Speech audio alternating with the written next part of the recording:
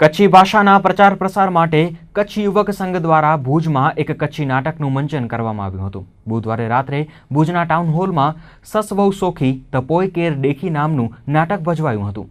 સાંસદ વિનોદ ચાવડા અને રાજ્યમંત્રી તારાચંદ છેડાએ નાટકનો શુભારંભ કરાવ્યો હતો। ઉલ્લેખનીય છે કે કચ્છી ભાષાને લુપ્ત થતી અટકાવવા તેના પ્રચાર અને પ્રસાર માટે કચ્છ યુવક સંઘ દ્વારા છેલ્લા 23 વર્ષથી કચ્છ મુંબઈ સહિત સમગ્ર દેશ અને વિદેશમાં કચ્છી નાટકો ભજવવામાં આવે છે। ભુજમાં ભજવાયેલા નાટકમાં મોટા ભાગના કલાકારો મુંબઈના હતા।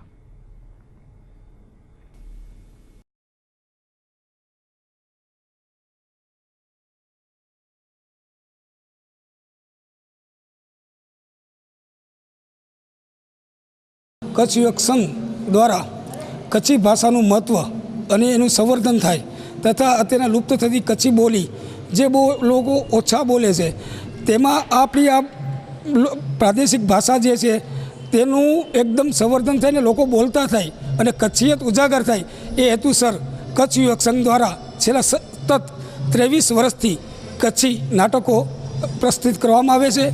મુંબઈના તમામ ખૂણાઓમાં કચ્છી નાટક વિના મૂલ્યે ભજવવામાં આવે છે કચ્છ યુવક સંઘ દ્વારા। કચ્છ યુવક સંઘ સંસ્થા દ્વારા 22 વર્ષથી આ નાટકો ભજવાય છે અને તે ઉપરાંત ગુજરાતના જ્યાં જ્યાં કચ્છીઓ વસે છે, દક્ષિણ ભારતમાં જ્યાં જ્યાં કચ્છીઓ વસે છે, ઉત્તર પ્રદેશ મધ્યપ્રદેશમાં જ્યાં જ્યાં કચ્છીઓ વસે છે ત્યાં ત્યાં આ કચ્છી નાટક કચ્છ યુવક સંઘ દ્વારા આયોજન કરવામાં આવે છે।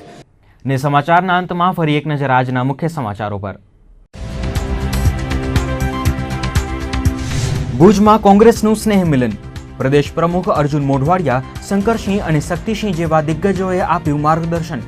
કાળા નાણાં નર્મદા મુદ્દે સરકાર પર પ્રહાર। ભુજની દીપક ચા પેઢી પર ગાંધીધામ આઈટીએ હાથ ધર્યો સર્વે। દીપક ચાની પેઢી અને ફેક્ટરી પર આઈટીની ઝીણવટભરી તપાસ। કરોડોની કરચોરીનો પર્દાફાશ થવાની શક્યતા। મુખ્યમંત્રી આનંદીબેન પટેલના આગમન પૂર્વે તમામ તૈયારીઓને અપાયો અંતિમ ઓપ।